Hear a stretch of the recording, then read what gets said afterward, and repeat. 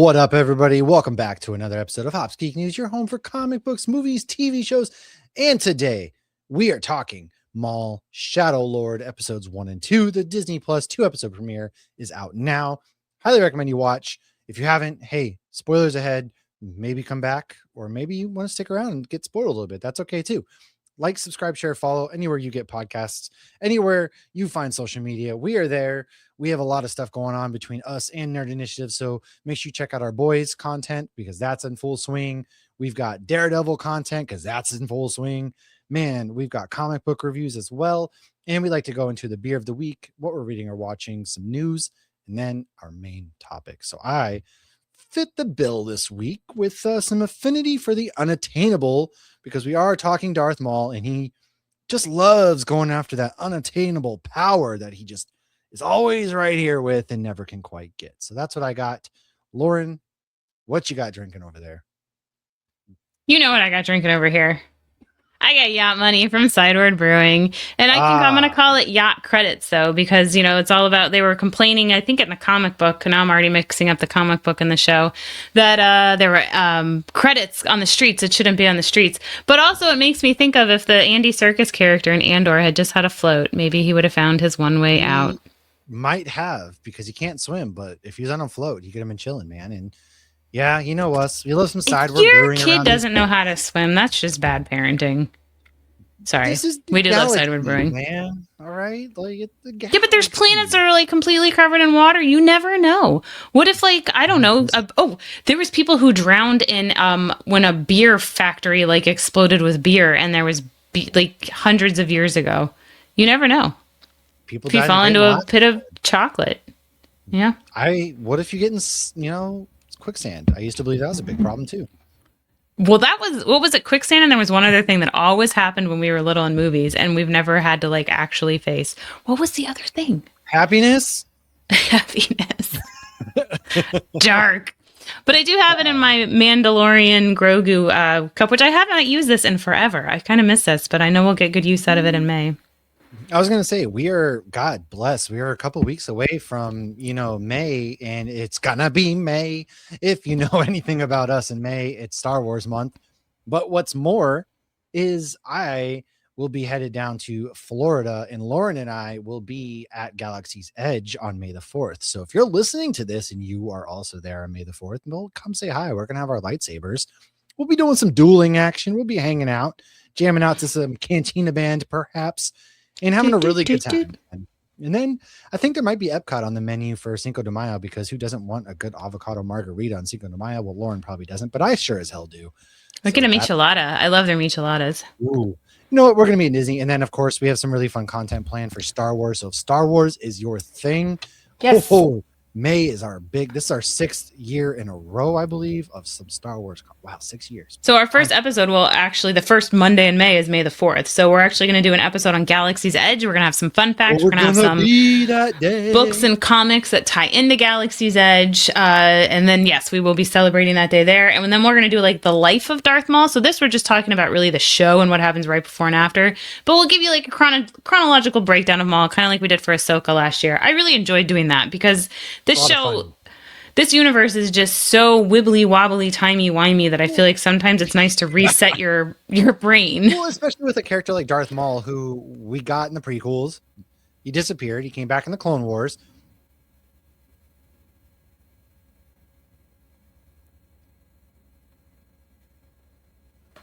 Retro.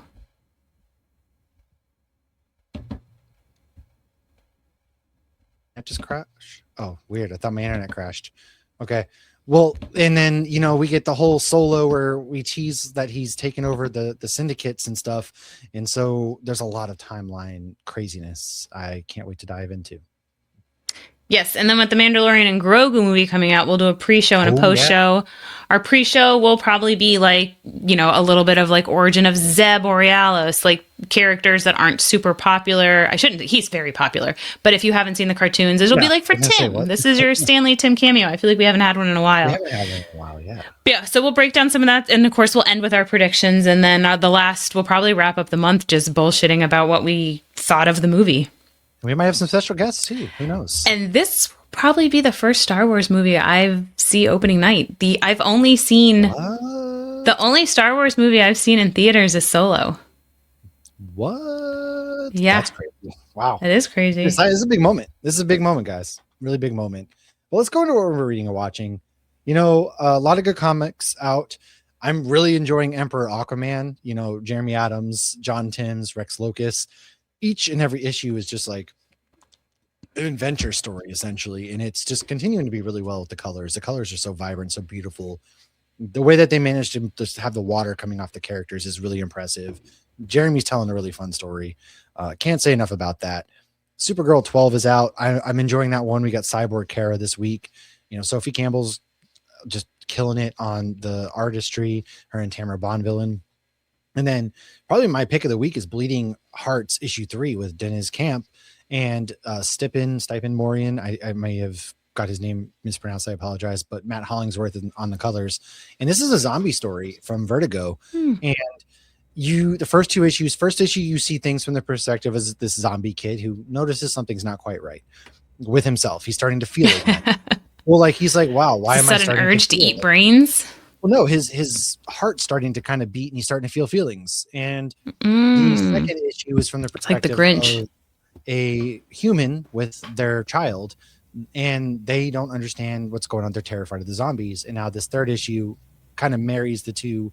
There's a language breakdown, and really it's just like that cross-cultural kind of signaling. There's universal signals that we can do to understand each other, but it really is just bringing a lot of real world, just we might be from different countries, might be from different backgrounds, and how we communicate. I'm getting a lot of that in that, but it's still a zombie story with some really great artwork and pretty grotesque at times. So I recommend that. Our friend Jordan Morris dropped his Web of Venom one shot. He had teased a really fun cameo as far as the person who is the symbiote, and it was funny. It was hilarious. I don't want to spoil who it is, but it was a pretty good deep cut. And that's kind of really all I got into as far as comic books this week. I've been it's nice because I get to kind of step back and let the team really excel at the reviews and do their stories. I get to read the comics still, but I've just been really, really busy otherwise, that I'm really behind. Yeah. I don't even remember the last time we talked comics, but this week I just did Wolverine and Space Ghost, which Space Ghost is David Papos. It's something that happened at the end of this one tied back to something that happened like a few issues ago that I was like, oh, I want more of that. So now we're getting more of that. So I was excited for that. Nice. And Wolverine introduced, so this is Wolverine number 18. So it's been going on for a while now with Saladin Ahmed and Martin Kokolo. And they introduced a couple characters that I was like, oh, this is fun. I know that he's crossed paths with this one specific character before, especially in like the multiverse, but I've never read a comic that involves this character, and they're still bringing in this like adamantine stuff. And so I thought it was fun word. Because say that 3 times fast. I know it's like a plant adamantium, adamantine. I'm not even sure. I can just read it. I can't say it. But yeah, I've been trying to catch. We've been so busy writing stuff. I haven't had time to read anything or watch anything that we weren't covering. I did read the prequels to this show. Oh, good. Oh, good. How did you enjoy the prequel? Because it's the 2 comic books, right? Yeah. So the 2 comics from Ben Percy. Yes. I have it. I'll break it down when we get there because we got a little bit of pre-show before we start talking about the show. That's right. I've really only been watching Daredevil, which God bless. I watched The Boys twice. Loving. Yeah. I haven't gotten to watch. So we've seen the first 7 episodes of this final season, The Boys. I haven't gone back and rewatched because I've rewatched 1 and 2. So I haven't had time because I've also had the Malcolm in the Middle. I got screeners for that. So I was watching the Malcolm in the Middle reunion. Looking forward to that. Now. It's really, really good. It really picks up. It feels as though we pick up right where they left off, essentially. And just being back in that family is crazy and gives me anxiety. Life is still unfair. It really is. And I had that stuck on my head today. I was walking around. Anytime anything happened at work, I'm just like, life is unfair. But yeah, no, it's really actually a good continuation. It does a great job of capturing the heart, the magic. Bryan Cranston's amazing as always. It's funny because we're so used to now seeing him in these Walter White. Yeah, that he goes back to forget he's a goofball.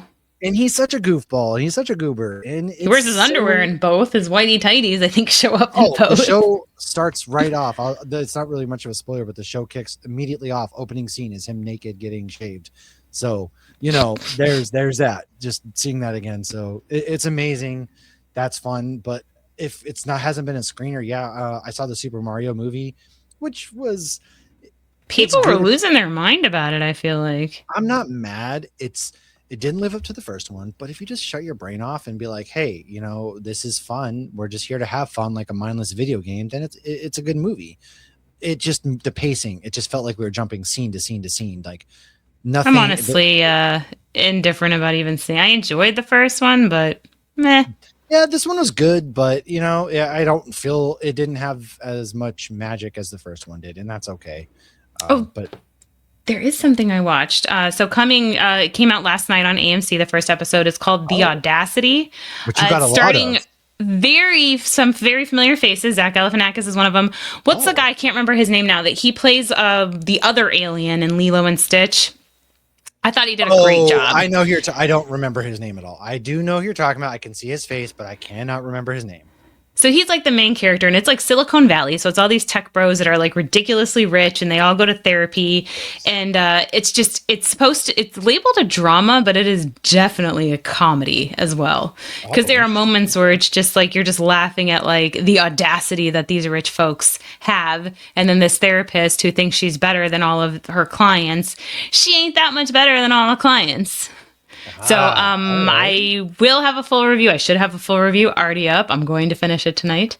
So if you want to check that out, that's on AMC and AMC Plus, and that will be an 8-episode run every Sunday night on AMC. All right. I really enjoyed it. I thought it was good.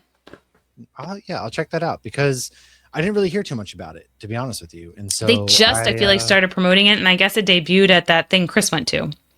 With the acronyms. South by Southwest. Yeah. The acronyms, yes, that one. I knew there was like an S and an X in there somewhere. God. Yes, it's South by Southwest. There you go. So that's what I've been reading or watching, and of course Daredevil, which you and Megan covered. So yeah, we'll do a end of the season kind of wrap up. Spoiler then, yeah, sure. I talk with Megan, but also like, hey, the two of us, like. After we've processed everything that's happened. But yeah, so speaking of Daredevil, though, we do have some Daredevil news. We do. So we got a new Daredevil trailer, mid-season trailer that gave us a look and date for Punisher, which Punisher will be out May 12th. And then we also learned that the Defenders are coming to Daredevil season 3. We've already seen Jones is back. Everybody's favorite Iron Fist, the Immortal. I know.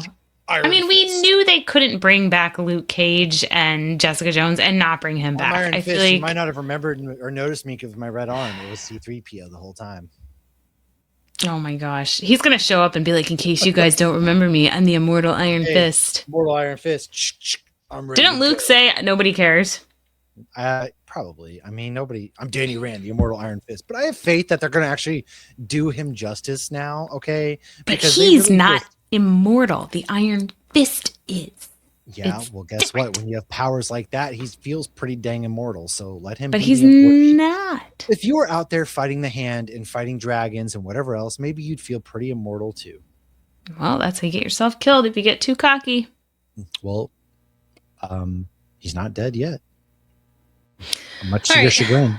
We also got a new Supergirl trailer, and Maul is confirmed for getting a season 2. Kenobi. Yeah. That's no brainer, man. I'm loving that. I am loving it because as we are about to go into episode 316, this is, of course, I just was about to start saying Maul 316 said Kenobi. And let's go. Let's do it. We're going to jump into non-spoiler stuff first, and then we'll give you a little bit of a warning. So if you haven't watched it, you can get out of here. But Star Wars, Maul ShadowLord. It is on Disney Plus now. It stars Sam Witwer. Of course, he is back. Gideon Adlon, Wagner Mora, Dennis Haysbert, Richard Ayoade. Okay, getting a little harder with the names as we go on. But Chris Diamond. Oh my God, Diamond Koupoulis. Oh my God, they got way harder. Chris, I'm so sorry if you'll never listen to this, but just know your last name, I am very terribly sorry. I cannot pronounce. But the first 4 episodes by now are out. We're just covering episodes 1 and 2. And as we sprinkle in some background info, fun facts. Every single Monday, we get 2 episodes, with the last 2 on May the 4th, which that week is crazy. May the 4th, we've got the finale, which I'll be at your house for. Oh my God. We could watch it before we go to Hollywood Studios. We get to watch Maul together, and then we get to watch the finale of Daredevil together. Guys. Wow. Cinema. And then we can probably record at your house on both, since I'm there. Oh, we could. Cinema. Cinema. All right. Anyways, there it is. Maul was played by Ray Park in The Phantom Menace, says Star Wars Episode 1 out there, but has been voiced by Sam Witwer in Rebels, Star Wars Clone Wars, Jedi Fallen Order, Lego Star Wars, and much, much more. He's pretty much become the definitive He's Maul. I feel like they could put the makeup on him and have him be the live action one too, honestly. 100%. I mean, come on. He put that Zabrak makeup on and he's good. Now he's just spinning the lightsaber. Maybe because I'm a guard girl, it didn't look very difficult to me. CGI does a lot of things, and he looks like he's pretty in shape that he can do a little couple kicks, flips, whatever it needs. Can have a double person. What do you call it? Listen, if Palpatine's old ass was out there doing whatever, and so he does voice him as well in Solo, but actually it's Ray Park that we see via hologram. And he recently has said that you do not need to have seen anything to follow along with this show. But come on, man, it makes it better if you're pretty familiar with Maul. So why don't you pick it up from here? So some other familiar voices can be heard as well, but they're not as you might expect. Vanessa Marshall, who voices Hera, voiced Rook Kest, and the voice of Zeb, Steve Bloom. He does a bunch of voices. He voices Icarus and some others. So he's very, very, both of them do a lot of voiceover. I love that they brought them into this still, though. It's because she loves Star Wars. They've both been a part of Star Wars for so long that they both get to be a part of this still. It's heartwarming. So this is a quote from Disney Plus. This is set after the events of the Clone Wars. Maul plots to rebuild his criminal syndicate on a planet untouched by the Empire. There, he crosses paths with a delusioned young Jedi Padawan who could be the apprentice he is seeking that will aid him in his relentless pursuit for revenge. Maul always be out here looking for the apprentice. Darth Maul, always the apprentice, never the master. Aw, that's his biography right there. Literally, that is it right there. He is always the apprentice and never the master. Him and Anakin really should have had some beers together and just complained. They started their own council. I'm just saying. Although Anakin had a Padawan. Yeah, but he didn't have a seat on the council. So they're 2 guys that really could have worked out their anger issues. It's like that episode of Supernatural where the demon and the angel are complaining at the bar together to each other. Good. So this is not the first time we've heard Shadow and Maul connected. In Rebels, the Inquisitors say they're hunting a Shadow, which turns out to be Maul, whose master was once Palpatine or Darth Sidious. And he does try to get Ezra to be his Padawan in that. He really has been searching for a lot of grooming in that one, man, because he pretends to be an old man, and then he's like, be my apprentice. Pretty much. So why don't you tell us what happened after the fall of the Republic, and then I'll take us into the comic books. Oh, yeah. So after the fall of the Republic, and before we saw him in Solo, this means the last time that we saw Maul, Ahsoka had captured him right before Order 66. Oh, of course, you didn't read this one. Order 66. I'm sorry. Do you mean to handle it for you? No, that's fine. At the Battle of Mandalore, Ahsoka finds Maul, who was hoping for Kenobi. That soon the Jedi in the Republic will no longer be controlling interest in the galaxy, and that Darth Sidious will take over. He then manages to escape. Ahsoka learns that the Jedi have heard of this, but since Dooku is dead, now they cannot get more info because oh, yeah, that sounds familiar. But we're not going to do anything about it. Dumb, just dumb. Maul and Ahsoka sense the shift in the Force, such as the dark side, when Anakin turns, and despite Maul's attempts to bring Ahsoka to his side, she captures him. With Maul tied up, Rex lets Ahsoka know the council is waiting for her. She doesn't tell them what Maul said, and now she has to kind of live with that because we see Palpatine say could have been a last chance, something. Really, really could have been. Well, first of all, Mace Windu was on, some messed up stuff because Mace Windu had to go and get out of here, citizen. And because of that, she didn't share that information. And now we're seeing Palpatine be like, hey, execute Order 66. Time's now. That's not how he said it. It's actually word for word. He's like, hey, time to execute Order 66, kids. Pull up. He's like, not kids. Hey, all my clones. Yeah. Your time is up. My time is now. Execute Order 66. My time is now. And then he pushed a button like in the podcast with the Deep and Noir. Yeah. He went, ayo. He's like, that's some beta male bro shit. She turns on, she frees Maul, who is trapped, because from there she's a distraction. She had to, yeah. So this leads us right into the comic book prequel written by Ben Percy, who I'm still afraid of. So why don't you go ahead? Why are you afraid of him? I love Ben Percy so much. He just was very intense, and his voice is very deep. Very deep, and he was just very muscular and staring me down very seriously. And I love his picture on League of Comic Books because it looks like he's going for like a Wolverine kind of feel. Like he looks like, I think he even has a cigar in his mouth. Did I make that up? Okay. Listen, great guy. He just intimidates. Yeah, super sweet. Let us even interview him and harass him. And if you see him at a con, you should take a picture with him because he always puts the Sharpies in his fingers like they're Wolverine claws. Maybe only if you're having him sign a Wolverine comic, but awesome. Okay. So the comic is also called Star Wars Shadow of Maul. There are currently 2 issues out. It will be a 5-issue run. So the planet Janix. So this is a quote from the comic book. Janix, a mid-rim world with a bustling metropolis, is home to some of the most unsavory characters the galaxy has to offer. As the captain of the local tactical defense force, Brander Lawson is trying to keep them all in check. But on these neon-lit streets, a new threat is always lurking just around the corner. ... End quote. Comics. So here's a quick recap of what happened in issue 1 and 2. Issue 1, Lawson stopped a smuggling operation that was supposedly controlled by Demas, but lost all the evidence, and he almost died. They sniff out a mole, and as they're trying to, they sniff out the mole, but they lost the evidence because of the mole, but they're still trying to build a case against Demas. Now in issue 2, Lawson and his droid, 2 Boots, are watching Demas, so they're doing surveillance on him. 2 Boots! Ayo! And then they follow a droid that was with Demas. Once again, Lawson almost dies, and his droid saves him, and then he takes out the other droid. We then see Demas and Vario pinned against each other, and they actually mention that they have a truce in the comic. We then see Demas and Vario pinned against I just said that. Lawson sits back and lets them destroy each other. It's kind of like when Ruby and Supernatural said, what do you do when Mothra and Godzilla are fighting?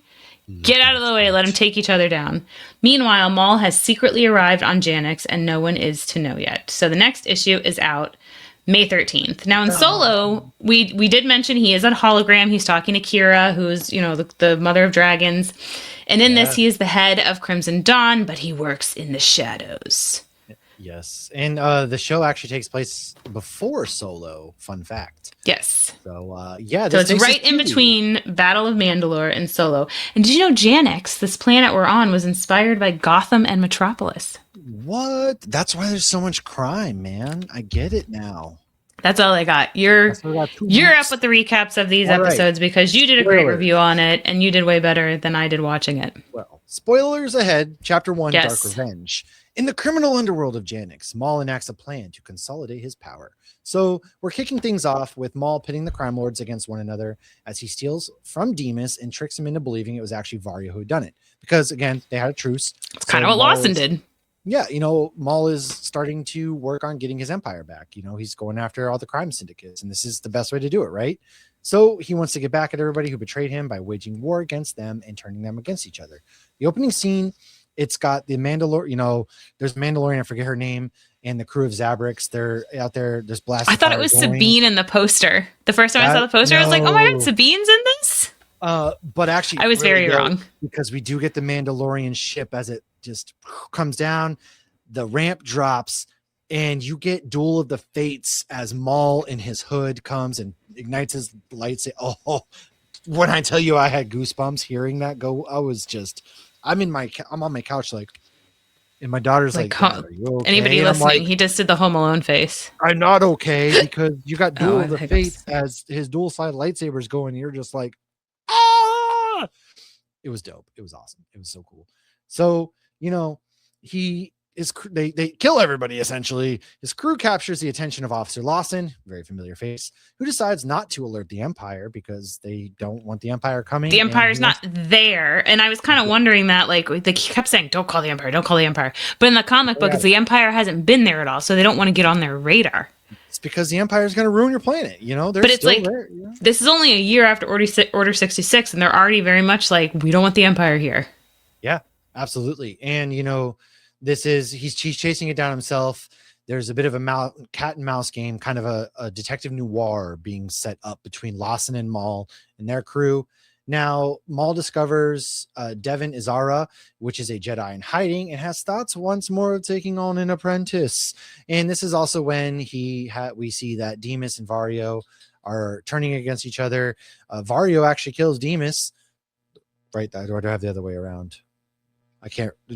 Yeah, Demas is dead. Yeah. Okay. There is a little dude that's in the big thing. Yes. So that's what happens. And then this takes us into episode 2, which is Sinister Schemes, where Maul seeks to enlighten his new prisoners while Lawson pursues him.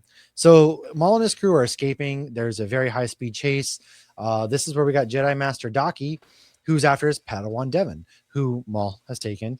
We got Lawson, we got the cops. Everybody's kind of in this big chase. Maul knocks down, a bridge. There's some collateral damage, to which that's when Jedi Master Daki goes ahead and he's like, hey, we're going to stop and we're going to help everybody out. So they escape. Pretty much this whole episode is just Maul testing the young Padawan and their allegiance to how much they believe in the Jedi Code.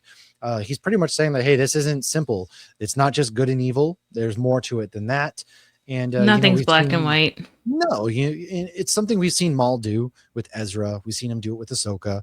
So he's doing more of that. Just he's asking really good questions. He has good points, man. Well, and he always makes great points, but then he goes and does something incredibly evil. So like he loses all credibility with anybody who's not evil. Like, dude, you're right there, man. But then you go and do something stupid and you lose all credibility. It's like, what is it? Then you go and ruin all by saying something stupid like, I'm going to kill you. Well, now you're done. Now, at this point, Maul's continuing his various attacks against the syndicates, where Officer Lawson has really taken a special interest at this point. Maul takes down an entire crew of Pikes. It's glorious. It's beautiful. It's just powerful and amazing. To me, I'd probably end up being his apprentice, but that's because, he's kind of cool. Like he's awesome. So. That's all it takes. You just have to be kind of cool. He has some good points, and you're like, you know what? You get stuff done. Or is he always the right way? No, but he's got a point, and he's getting stuff done. I'm just saying. Now, This episode ends with us unsure of where the young Padawan Devin is leaning, and with Lawson slowly becoming more and more consumed with Darth Maul.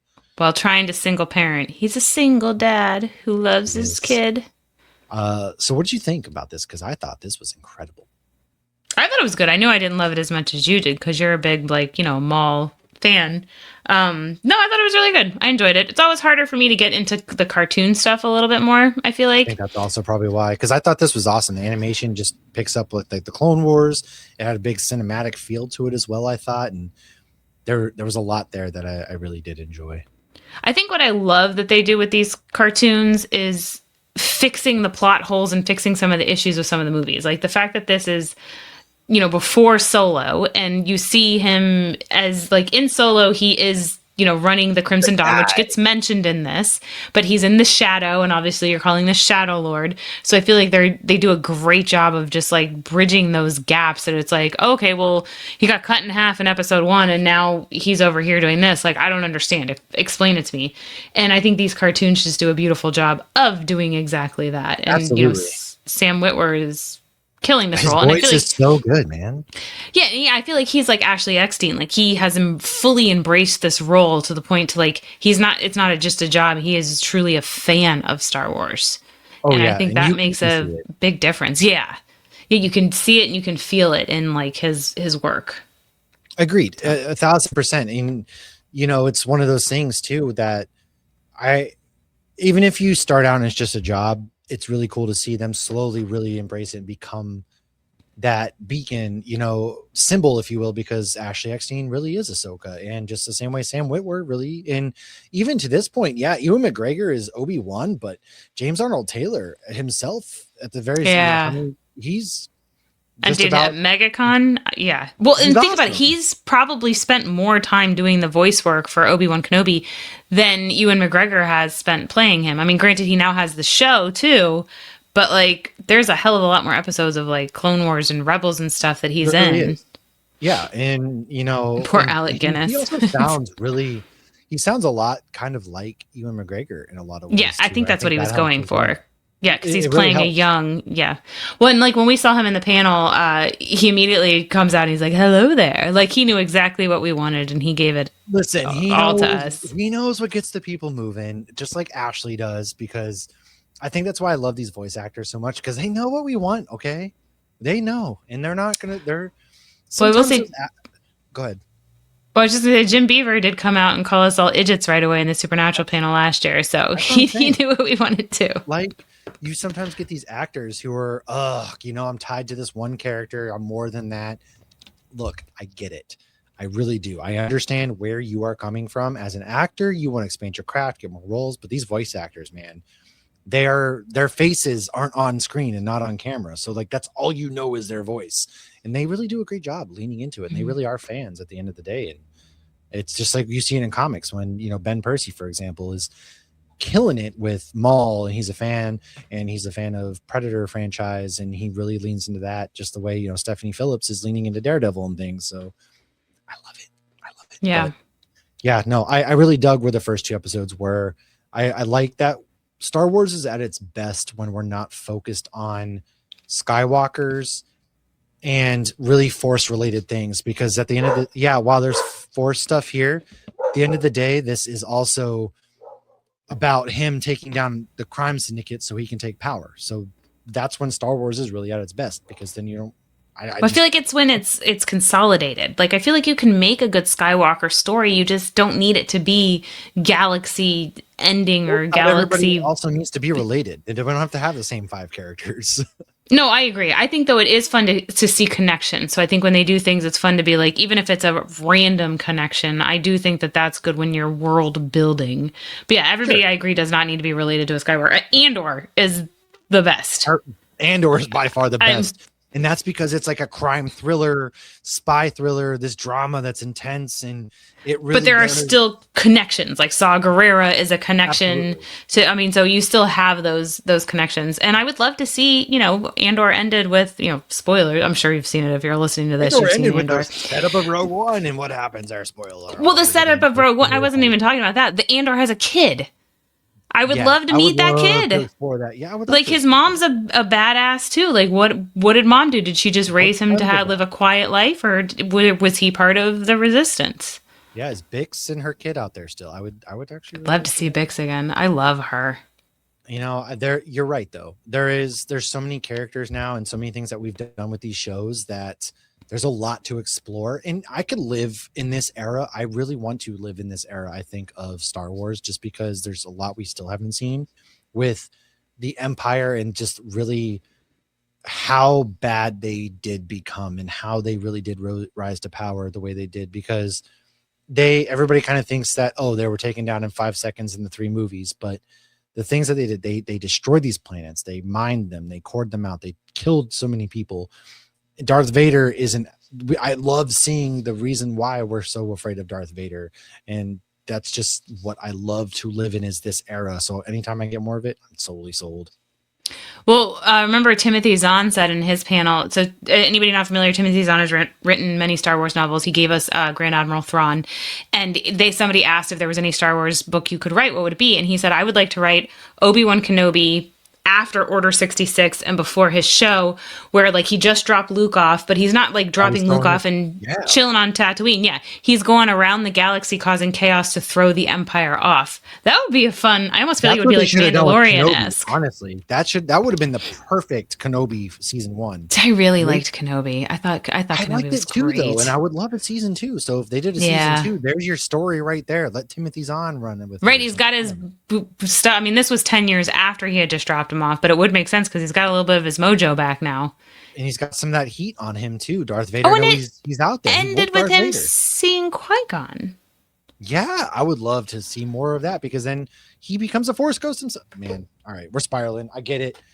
Who knows what will show up in Mandalorian and Grogu? I hope people show up that we don't expect to show up to tie things in, because they're really focused on that era now between the OG trilogy and the sequels. And I think they're trying to fix the sequels. I think they're trying to bridge things there, but with Ahsoka being in that time period, a Mandalorian and Grogu, and those are their only live action projects they seem like they're actively working on right now. Well, Ryan Gosling, when does the Yeah, I was just going to ask. Doesn't that come out the end of this year or next year or something like that, right? I know, but when does that take place? I know nothing about that. I thought it takes place after the sequel, after Rise of Skywalker, I want to say. Oh, so it's far. It could. So maybe you'll meet people in Mandalorian and Grogu that then are grown in that. Who knows? Maybe. I don't know. See, I like the connections, but it doesn't all, need to be incestual. Agreed. 1,000% agreed. I'm down for this. So they should have had Luke and Leia have, like, Luke didn't have any kids canonically. They should have had them have more kids if they wanted to keep Skywalker going. Oh my! I'm not going to get started on this. I'm going to wrap this episode up because I will get started and go crazy. But yeah, no, this show is awesome. Every Monday. Find us on Nerd Initiative, where Lauren's doing Saturdays for the boys. We've got your boys spoiler content coming out after every episode. We've got your post shows, Daredevil post shows. We've got everything right here. Star Wars month is getting ready to come up. We will be at Galaxy's Edge on the 4th, as I'm throwing things around. Excuse me. So come and find us, hang out with us, subscribe, share. Shout out to our homies out on Discord. Shout out to our patrons, and Riley and Pat and Micah and Tabby and Tracy and Jess and your mom. And all of that. Your mom. Scott, I love Scott. So hopefully, Scott, I get to see you too if you're listening at this point. And thank you, everybody, for hanging out with us. We're returned to a galaxy far, far away. And until next time, go fight a crime syndicate or two, man. What's the harm?